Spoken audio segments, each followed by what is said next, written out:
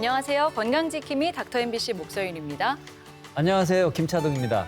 질환에 관한 다양한 궁금증 오늘도 여러분의 입장에서 꼼꼼하게 짚어드리겠습니다. 주변을 보면 목 통증 호소하는 분들이 많은데요. 네. 현대인의 고질병으로 손꼽히는 것 중 하나가 바로 목 디스크입니다. 네.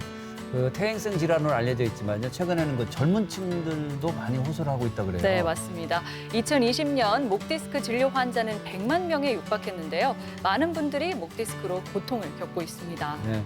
이 흔하게 발생하다 보니까 약한 통증 가볍게 여기고 방치하는 경우가 참 많은데요. 더 큰 문제로 이어지지 않게 조기에 치료를 꼭 받으셔야 됩니다. 그래서 오늘은 광주 새나래병원 김중건 원장님 모시고 목 디스크의 다양한 증상과 치료에 대해 알아보는 시간 가져보겠습니다. 젊은 층부터 고령층까지 세대를 불문하고 발병하는 목 디스크.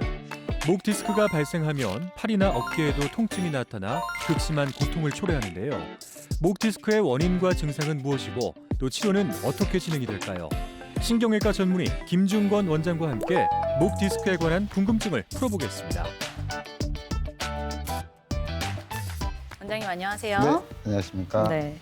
왜 우리가 오랜 시간 한 자세로 네. 앉아 있거나 네. 뭐 좀 굳은 자세로 있다 보면 목이 뻣뻣해지고 아프잖아요. 네. 뭐 많은 분들이 경험하는데요. 맞습니다. 네, 이렇게 목 통증이 생기는 원인은 무엇인가요?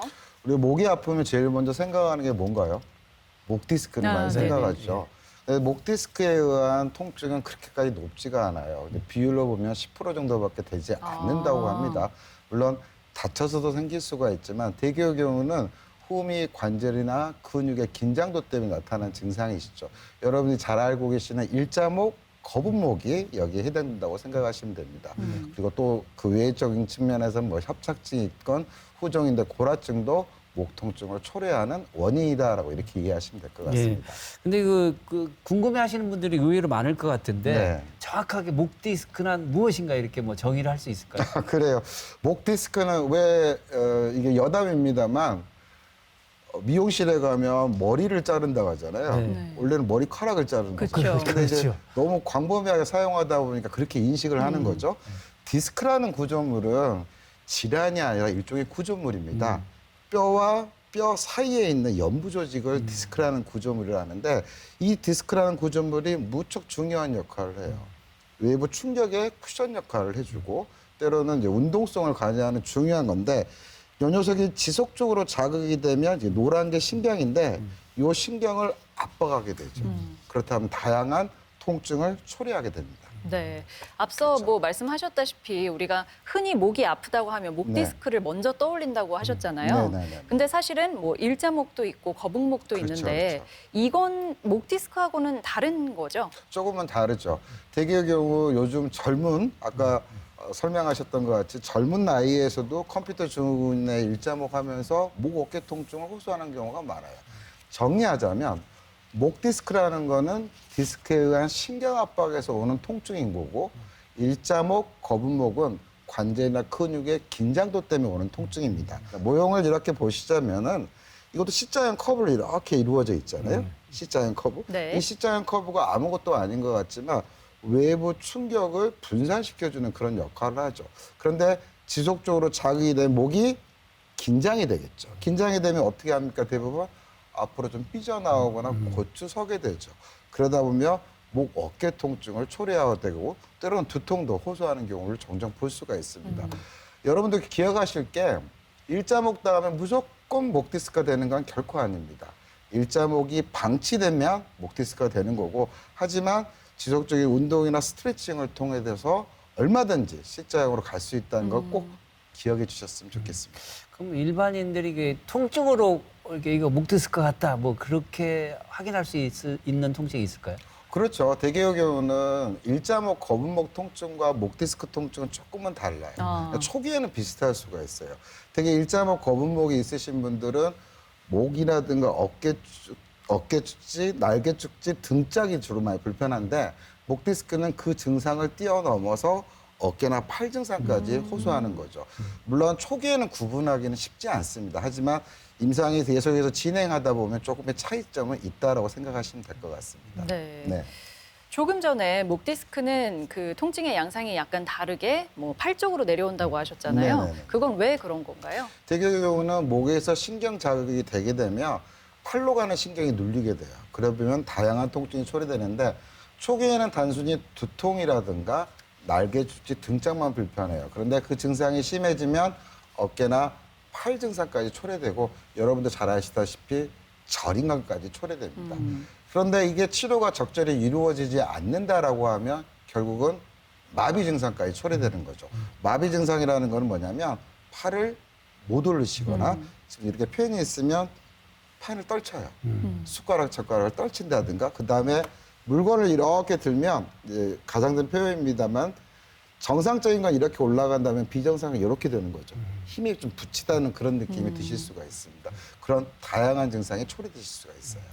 네. 그 어깨 통증이 어느 부위에서 발생하느냐에 따라서 원인을 이렇게 구분할 수 있을 것 같은데 네네, 그리고 그렇습니다. 목 디스크로 구별할 수 있는 방법도 있을 것 같아요. 대개의 경우는 초기에는 되게 목 디스크 양상을 보게 되면 목이 많이 아플 것 같지만 오히려 어깨나 팔이 더 많이 불편하십니다. 그러다 보면 환자분들께서 나 이거 어깨 문제 아닐까라고 생각하시는 경우가 종종 있죠.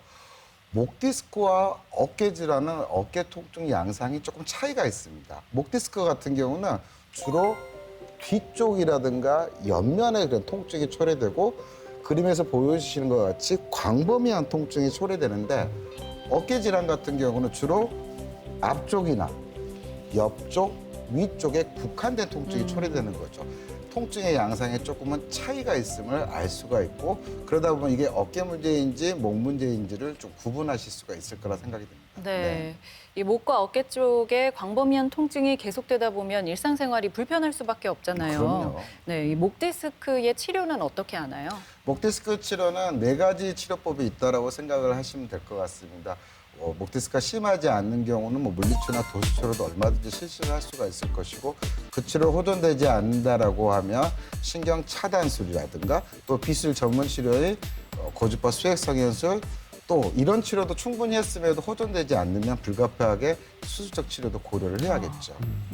그런데 이제 대부분의 사람들은 아무래도 수술에 대한 부담은 있을 그럼요. 거예요. 그래서 네. 비수술을 저만 해도 수술을 네네네. 안 하고 싶은데 그렇죠. 런 경우에 또 참고를 해야 될 또 주의사항이 있을 것 같습니다. 되게 비술 치료가 무엇인가부터 일단 설명을 드리자면 되게 여러분도 많이 해보셨을 수도 있을 거예요. 신경 차단술, 신경주사요법을 먼저 실시를 하는데 신경 차단술이라는 건 뭐냐면 어감같이 뭐 뼈에 주사를 한다든가 신경을 뭐 어떻게 하는 그런 게 결코 아닙니다. 신경 차단술이라는 거는 지속적인 자극으로 인해 신경의 염증 반응이 생긴 부위에 염증을 완화시켜주기 위한 주사요법이다라고 이렇게 해석을 하시면 될 것 같고 그 주사요법 후에도 호전되지 않으면 고주파 수액 성형술이라는 조금 생소하실 수가 있는데 그래서 화면을 통해서 제가 설명을 드려볼게요. 고주파 수액 성형술이라는 거는 문제가 되는 디스크 부위를 직접 접근해서 카테터 레이저를 삽입을 한 후에 디스크를 녹여주는 거예요. 디스크 녹여지면 지금 화면에서 보여주는 것 같이 서서히 압력 자체가 감소가 되다 보면 디스크가 올레오 위치로 이렇게 돌아온다라고 이렇게 이해를 하시면 될 것 같아요. 그래서 고주파 수액 성형술은 보시는 것과 같이 되게 10분 정도면 간단하게 끝날 수 있는 그런 패턴이에요. 그다음에 국소 마취를 하기 때문에 어떤 치료에 대한 거부 반응이 별로 없다라고 이렇게 이해하시면 될 것 같습니다. 정리를 해드리자면 이게 신경이라고 칠게요. 이게 디스크가 이렇게 있다. 이게 계속 자극이 되면 어때요? 신경도 염증 반응이 생겨 붓겠죠. 네. 신경치료의 의미는 이 상처받은 신경에 약을 발라주는 그런 개념이고 고주파 수액성형술은 이 문제가 되는 디스크에 직접 함으로 해서 디스크 용적을 줄여주는 그런 치료법이다라고 이렇게 정리하시면 될 것 같습니다. 네.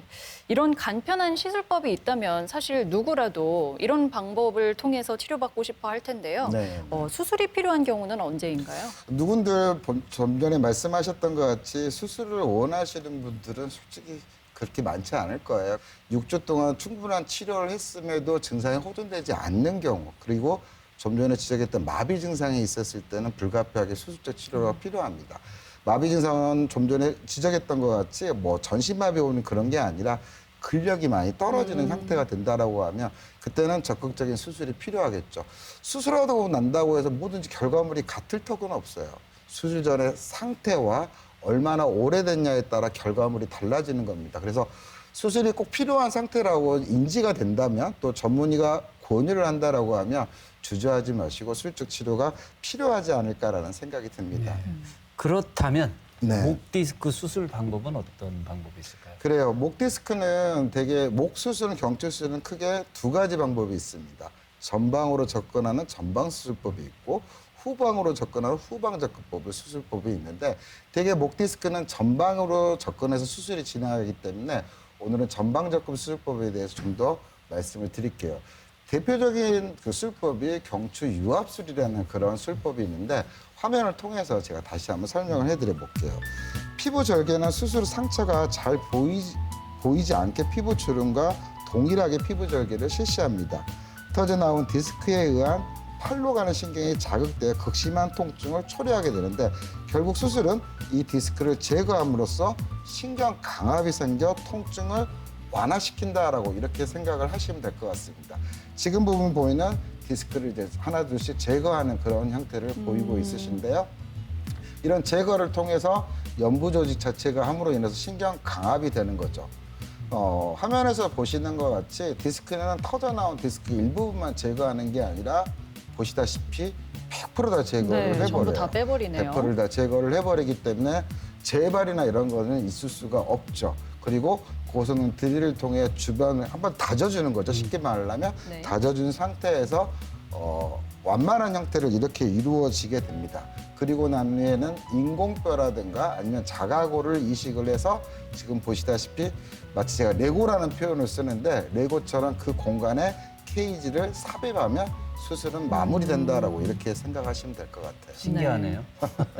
그런데 아무래도 목 수술을 진행을 하다 보면은 제가 모형을 통해서 말씀을 드리면 목 수술을 아까 목 앞쪽으로 진행을 한다고 그랬죠. 그래서 기도식도 부분을 옆으로 제치고 수술이 들어가야 돼요. 그러다 보면 아무래도 목이 조금 부은 상태가 될 수밖에 없죠. 그리고 수술 후에 며칠 동안은 약간 부은 상태 때문에 이물감 같은 거를 조금 느끼실 수가 있습니다. 또한 수술을 하게 되면은 좀 전에 이 뼈와 뼈 사이의 디스크 부위에 케이지를 삽입을 한다고 했는데 이 케이지를 삽입한 상태에서 안정화가 되기 위해서는 2개월에서 3개월 정도 보조기 착용이 필요하다. 그게 조금은 불편하실 수가 있죠. 또 한 가지 지적하고 싶은 거는 뭐냐면 이 뼈가 유압이 되면 아무래도 관절의 움직임이나 이런 것들이 조금의 차이가 발생이 될 수가 있다라고 생각하시면 될 것 같고 가장 또 중요한 어떻게 보면 단점이라고 볼 수 있다면 이 뼈와 이 뼈가 유압이 돼버리면 결국 위쪽 뼈와 아래쪽에 디스크에 영향을 좀 줄 수가 있어요. 이와 같은 퇴행성 변화가 좀 더 빨리 진행할 수 있기 때문에 관리나 이런 수술적 치료를 하시더라도 관리나 이런 것들은 무엇보다도 필요하다라고 생각하시면 될 것 같습니다. 근데 안타깝게도 수술을 이제 시간을 내서 또 네네네. 필요에 의해서 했는데 다른 부위에 퇴행성 변화가 빨리 온다고 하면 네. 아무래도 사람 심리라는 게 그렇죠. 수술을 피하고 싶은 마음이 있을 것 같아요. 그래요. 그래서 되게 인적 부위 퇴행성 변화 같은 경우는 수술하시고 5년 후에 한 15% 정도가 발생이 된다고 그래요. 그래서 이와 같은 거를 보완하기 위해서 또 다른 이제 수술법이 좀 나타난 거죠. 그걸 소위 말해서 인공 디스크 치환술이라는 그런 용어를 씁니다. 화면을 보시면서 제가 다시 한번 설명을 해드려 볼게요. 디스크를 제거한 부위에 인공 디스크를 삽입해서 디스크 역할을 대체해주는 그런 수술법이다라고 생각하시면 됩니다. 인공 디스크가 기존의 디스크 역할을 대체하기 때문에 유압선에서 나타날 수 있는 운동 범위 문제라든가 인접 부위 디스크 질환 같은 거는 발생하지 않는다는 그런 장점을 가지고 있죠. 보조기 착용도 일주일 정도만 간단하게 하기 때문에 환자에 대한 만족감이 커진다라고 생각하시면 될 것 같습니다. 근데 그 수술할 때 뭐든지 이제 수술의 장단점을 고려해야 그렇죠, 그렇죠. 되잖아요. 근데 인공 디스크 치환술 어떤 걸 고려해야 될까요? 꼭 디스크뿐만 아니라 모든 수술이 장점만 있는 게 아니라 단점도 대부분 좀 있을 수밖에 없죠. 좀 전에 지적했던 것 같이 편하게 할 수 있다는 그런 장점이 있을 수 있지만 아쉽게도 모든 질환에 다 할 수는 없습니다. 특히 경추 조금 어려운 설명인 것 같은데 척추 불안전증, 척추 불안전증이라는 말은 뭐냐면 계열이나 움직임 형태가 비정상적인 패턴, 그걸 척추 불안전증이라는 표현을 쓰는데 척추 불안전증이 있거나 골다공증이 심한 경우는 메탈 성분이기 때문에 조금 파고들어 버리겠죠. 골다공증이 심하신 분들, 또 퇴행성 변화가 심하신 분들, 다발적으로 디스크가 있으신 분들은 아쉽게도 인공 디스크 삽입술을 할 수가 없어요. 그래서 무엇보다도 인공 디스크 삽입술은 적당한 적응증, 적절한 적응증이 무엇보다 필요하는데 제가 표를 통해 가지고 정리를 해드리자면 인공 디스크 삽입술이 됐던 유압술이 됐던 수술 방법은 모두 다 똑같습니다. 맨 마지막에 케이지를 삽입하느냐 아니면 인공 디스크를 삽입하느냐 그 차이인 것 뿐이죠. 아무래도 유압술은 모든 질환에 대해서 다 할 수 있는 그런 수술법이라고 한다고 하면 인공관절 치환술 같은 경우는 퇴행성 변화가 심한 경우는 실시할 수가 없다라고 이렇게 정리를 하면 될 것 같아요. 왜 어깨 질환이나 무릎 질환 있으신 분들은 어때요? 아주 심하신 분들은 인공관절 치환술을 하죠.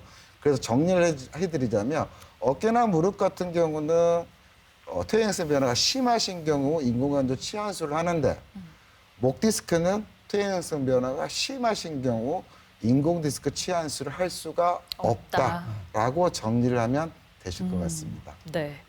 근데 우리가 흔히 디스크라고 하면은 네. 이제 또 허리 디스크를 아, 떠올리잖아요. 허리 디스크 같은 경우에는 수술하면은 안 된다, 안 네. 좋다라고 말씀하시는 네, 분들이 네, 굉장히 네, 많은데 네, 네. 목 디스크 같은 경우에는 어떤가요? 허리 디스크는 허리가 편해지는 수술이 아니에요. 다리가 편해지는 수술이죠. 그러다 보면 허리 수술 후에 수술 전보다는 심하지는 않지만 허리에 잔통이 있거나 때로는 수술 방법에 따라 5 내지 15%의 재발률이 생길 수가 있다. 그런데 아까 화면을 봤을 때 목 디스크는 어때요? 디스크를 전체를 다 제거를 해버리죠. 그래서 네. 뚜렷한 재발이 없고 허리 부분 같은 경우 우리 몸의 하중을 전체적으로 받아야 되기 때문에 글쎄요, 허리가 조금 편하진 않겠죠. 근데 목 같은 경우는 머리 하중만 받기 때문에 아무래도 퇴행성의 진행이 좀 더디지 않을까. 그래서 아무래도 수술 후에 결과물이 목 디스크가 좀 더 낫지 않을까라고 감히 이렇게 말씀드려 봅니다. 예후가 더 좋다. 네네네. 그러면 그래도 네. 목 디스크 수술 후에 주의할 점이 좀 있을 것 같은데. 그렇죠. 아무래도 인공 디스크 치환술 같은 경우는 뭐 일주일 정도지만 유압술 같은 경우는 한 2개월 정도 보조기 착용이 필요해요. 얼마나 거추장스럽겠습니까? 요즘 추위나 이제 목도리 같은 걸 하더라도 거추장스러운데 보조기 착용이 많이 거추장스러울 건데 유압술을 진행을 하게 되면 이 뼈와 뼈 사이에 이 부분을 삽입을 해요. 되게 수술했을 때 그 배열이나 이런 부분을 보는데 보조기 착용을 잘 하지 않으면 어떨까요? 이게 좀 숙여진 상태가 돼버리면 다시 일자 패턴이 나타나는 경우가 나타나요. 그래서 수술 전에는 어깨 팔 통증이나 이런 부분은 많이 해소되지만 목 가운데가 불편하다는 느낌을 호소하는 경우가 종종 있어요. 이거 어떻게 보면 관리가 잘 안 돼 버리는 거죠. 그러니까 보조기를 차나 안 차나 느낌은 거의 비슷하지만 보조기 착용을 무엇보다 잘해 주십사라고 이렇게 당부함을 드리고 싶고 그다음에 보조기 착용을 풀고 난 후에 빠른 일상을 복귀 위해서 좀 무리하게 운동이라든가 이런 부분을 좀 과격하게 하는데 단계별로 의사의 조언을 받아서 순차적으로 진행하는 게 어떨까라고 당부드리고 싶습니다. 네. 그럼 목 디스크가 진행되고 있는 상태일 때 통증이 너무 심하면 우리가 해볼 수 있는 방법은 뭐가 있을까요? 병원 진료 후에 한 번 더 체크해 보실 게 필요하다고 생각이 들어요. 내 생활 패턴은 어떤지 잘못된 부분이 있지 않은가를 점검해 보는 게 무엇보다 필요하고 아무래도 근력 운동이나 이런 부분도 필요하겠죠. 또 가벼운 스트레칭을 자주자주 해줌으로 인해서 통증의 완화, 더 악화되는 거를 막아보는 게 어떨까 싶은 생각이 듭니다. 그 목 디스크에 도움이 되는 뭐 운동은 뭐가 있을까요? 저는 목 디스크 하면 제일 먼저 말씀을 드리는 게 등을 피라고 그래요. 수술하신 분도 등을 피세요라는 표현을 쓰거든요. 네. 특히 또 수술하신 분들 같은 경우는 보조기를 이렇게 착용을 하시다 보면 아, 나 목은 잘 유지되고 있어라고 이렇게 하시는데 이렇게 다니세요.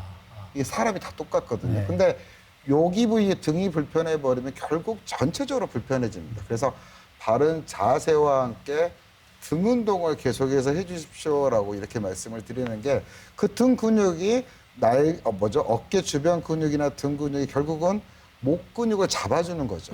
그러다 보면은 C자형 커브를 유지시켜 줄 수 있는 그런 큰 어떤 역할을 하기 때문에 항상 등 운동을 잘 해주십사라고 부탁을 드리고 할 수 있는 몇 가지 스트레치법을 소개하면 허리를 핀 상태에서 이렇게 보시면 목을 잡은 상태 목을 뒤로 이렇게 뒤로 젖혀 주시는 거예요. 네. 그래서 이제 한 15초 정도 이와 같은 패턴을 해주는 게 좋죠. 근데 너무 무리하게 이 정도까지 힘드는데 너무 무리하게 하는 거는 저는 권유하고 싶지는 않아요. 좀 어떠세요? 뒤쪽으로 이렇게 했을 경우에 시원해요. 시원한 예, 느낌이 시원해요. 아주 그렇죠. 시원해. 이게 경장근 스트레칭인데 이 스트레칭도 많이 해보시는 게 좋을 것 같고 또 다른 화면을 또 통해서 상승모근 스트레칭도 한번 보여드리겠습니다. 상승모근 스트레칭은 왼쪽 한쪽 팔을 의자를 잡고 다른 쪽은 목을 이렇게 눌러보는 거예요. 그러면 어때요? 되게 눌러보시면 아시겠지만 목 위쪽으로 조금은 당겨지는 느낌, 시원한 느낌이 드실 수가 있습니다. 그리고 거기에 좀 첨언하자면 이 코의 위치를 조금 겨드랑이 쪽으로 한번 해보세요. 그리고 나서 좀 더 가운데로 해보세요. 그러면 지금 시청자분도 한번 해보시면 뒤쪽에 느낌이 오실 거예요.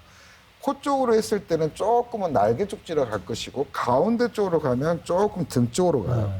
그래서 본인이 불편한 부위를 이렇게 느끼면서 같이 스트레칭을 해주는 거죠. 결국 이 위치에 따라 신장되고 스트레칭되는 근육이 조금 달라지는 네. 거죠.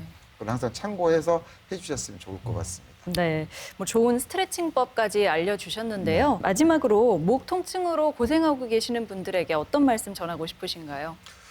아무래도 관리가 가장 필요하겠죠. 부적절한 자세라든가 생활 패턴 때문에 오는 그런 통증 같은 게 없기 위해서는 틈틈이 스트레칭이나 운동요법이 무엇보다도 필요합니다. 그렇다고 해서 모두가 질환을 안 얻을 수는 없는 거예요. 그렇다고 하면 통증이 심한 경우에 무슨 검사를 하려고 하는데 저는 환자분들한테 항상 그런 얘기를 드립니다. 통증이 심하지 않더라도 한 달 이상 아프다 안 아프다가 반복이 되면 그때는 정확하게 검사를 해보십시오라고 이렇게 표현하는 거는 때로는 치료 시기가 무엇보다도 중요하죠. 치료 시기를 놓쳤을 경우에는 좀 전에 소개시켜 드렸던 뭐 비술 치료라든가 이런 것들을 충분히 할 수가 없다는 거예요. 그래서 목 디스크 이렇게 하면 대부분 수술할까 봐 걱정하는데 수술 없이도 얼마든지 치유 가능하다는 거를 이 자리에서 말씀을 드리고 그런 치료를 통해서 부드러운 목, 가뿐한 어깨를 만들 수 있을 거라고 생각이 듭니다. 오늘 방송 내내 저는 허리를 좀 펴고 등을 좀 네. 펴려고 했는데 네. 평소에 등이 많이 굽어 있어요. 현대인들 보면. 그렇죠. 이거 목하고도 관계가 있다고 저는 아무래도 생각하니까 뭐 스마트폰이나 컴퓨터도 영향을 많이 미치겠죠. 네. 주의하겠습니다. 네, 네, 저도요. 네, 오늘 이 시간에는 신경외과 전문의 김중건 원장과 함께 목 디스크에 대해서 알아보는 시간 가져봤습니다. 오늘 말씀 고맙습니다. 네, 감사합니다.